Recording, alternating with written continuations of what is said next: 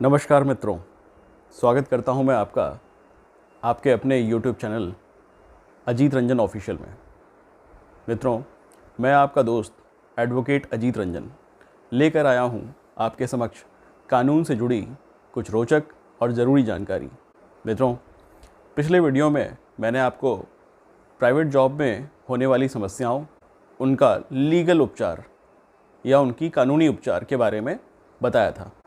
उसी को आगे बढ़ाते हुए आज मैं आपको बताऊंगा कि ऐसे जितनी भी शिकायतें हैं जो प्राइवेट सेक्टर से जुड़े हुए कर्मचारियों या मज़दूरों या अन्य किसी फैक्ट्री या इंडस्ट्रीज़ में जुड़े हुए मज़दूर और कर्मचारियों की हो, उनको वो लेबर कोर्ट के माध्यम से उसका निपटारा करवा सकते हैं।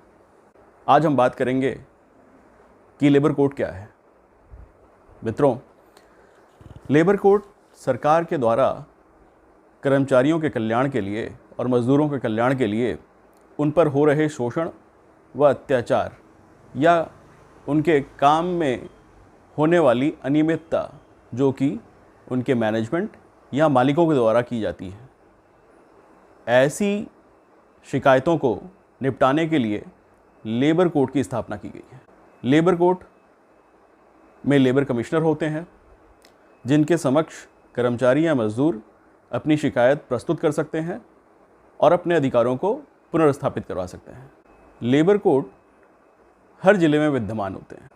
यहाँ पे शिकायतें दो तरीके से हो सकती हैं, एक ऑनलाइन माध्यम से और एक ऑफलाइन माध्यम से। पहले मैं आपको बताता हूँ कि आप ऑनलाइन माध्यम से किस तरीके से लेबर कोर्ट में शिकायत कर सकते हैं।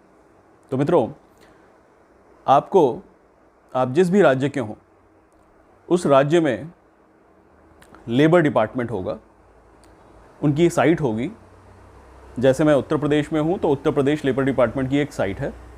उस साइट पे आप जाएंगे तो वहाँ से आपको ई सिटीज़न या शिकायत करने के लिए टैब या प्लेटफॉर्म मिलेगा जहाँ पे आप अपनी ऑनलाइन शिकायत दर्ज करवा सकते हैं।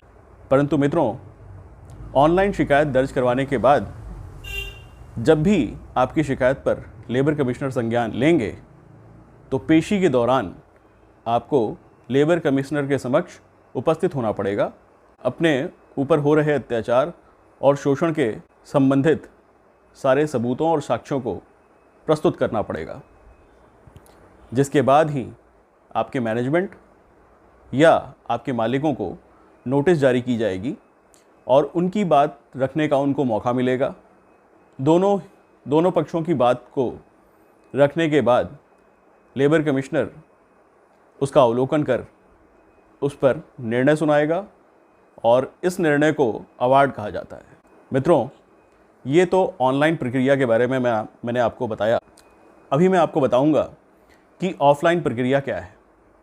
ऑफलाइन प्रक्रिया या तो आप स्वयं या आप किन्हीं अपने वकील के द्वारा अपनी शिकायत को भौतिक रूप से लेबर कमिश्नर के समक्ष प्रस्तुत करवा सकते हैं और उसमें भी सेम प्रक्रिया आपको, जैसे ही आपके शिकायत पर लेबर कमिश्नर संज्ञान ले, आपको सारे सबूत, सारे साक्ष्यों के साथ लेबर कमिश्नर के समक्ष प्रस्तुत होकर अपनी बात को रखना होता है।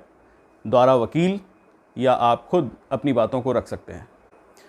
इसके बाद ही नोटिस जारी कर लेबर कमिश्नर आपके मालिक या आपकी कंपनियों को तलब कर सकता है, जहां पर कंपनियों को भी समय दिया जाता है या कंपनी मालिकों को समय दिया जाता है कि वह अपनी बात रख कर अपने साक्ष्य और सबूत प्रस्तुत करें।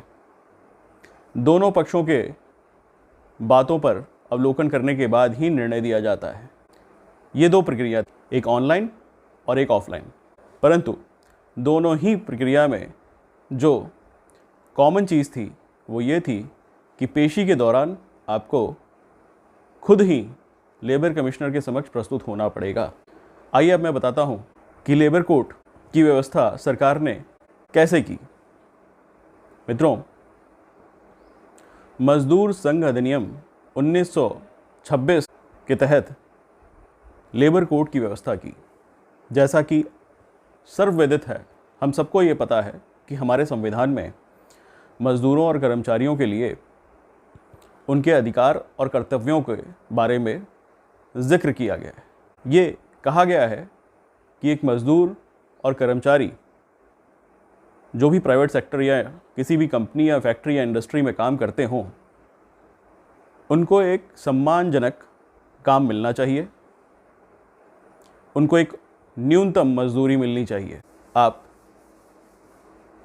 आशा करता हूँ कि ये जानकारी आपके बहुत काम आएगी और जब कभी भी आप ऐसी परिस्थितियों में फंसेंगे तो आप उचित उपचार प्राप्त कर सकेंगे। तो मित्रों, मेरे इस चैनल को सब्सक्राइब कीजिए, लाइक कीजिए और कमेंट करके बताइए कि और कौन सी जानकारियाँ आप मुझसे चाहते हैं, और इन जानकारियों को ज़्यादा से ज़्यादा शेयर कीजिए ताकि अन्य लोगों तक ये जानकारी पहुंच सके। धन्यवाद मित्रों।